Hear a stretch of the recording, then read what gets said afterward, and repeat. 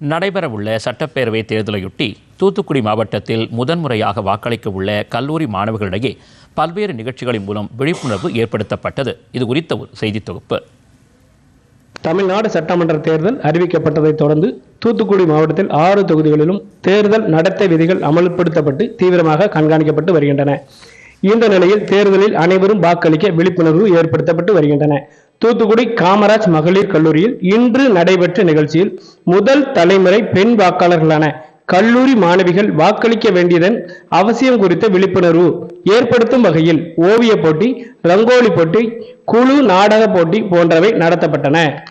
மாணவிகளோடு இணைந்து ஒருங்கிணைந்த குழந்தைகள் வளர்ச்சி திட்ட பணியாளர்களும் ரங்கோலி கோலம் வரைந்தனர். தூத்துக்குடி மாவட்ட தேர்தல் அலுவலர், மாவட்ட ஆட்சித்தலைவர் கே. இளம்பகவத் கலந்து கொண்டு முதல் தலைமுறை வாக்காளர்கள் வாக்களிப்பது அவசியம் குறித்து எடுத்துரைத்தார். இந்திய திருநாடு சுதந்திரமடைந்து 75 ஆண்டுகளை கடந்து நூற்றாண்டை நோக்கி நடைபோட்டுக் கொண்டிருக்கக்கூடிய இந்த சூழ்நிலையில் இதுவரை எந்த ஒரு சூழ்நிலையிலும் தேர்தல் நடைபெறாமல் இல்லை. ஜனநாயகத்தில் தொய்வு ஏற்படக்கூடாது என்பதற்காக கொரோனா பெருந்தொற்று காலத்தில் கூட பாதுகாப்பான முறையில் தேர்தலை நடத்தியுள்ளோம். பெண்கள் அனைவரும் வாக்களிக்க வேண்டும். முதல் தலைமுறை பெண் வாக்காளர்களாகிய நீங்கள் ஒவ்வொருவரும் வாக்களித்து ஜனநாயக கடமையை நிறைவேற்றி உங்களது நண்பர்களை தூண்டும் வகையில் நீங்கள் வாக்களித்ததை நீங்கள் வைத்திருக்கும் சமூக ஊடகங்கள் மூலமாக பரவ செய்ய வேண்டும் என்று கூறினார். தேர்தல் விழிப்புணர்வு போட்டிகளில் கலந்து கொண்ட கல்லூரி மாணவிகள் கூறுகையில், ஒரு ஃபண்டமெண்டல் சிட்டிசன் ரைட். நம்ம எல்லாருமே ஒரு கரெக்டான லீடர் நம்ம டெமோக்ரஸிக்காக சூஸ் பண்ணணும்.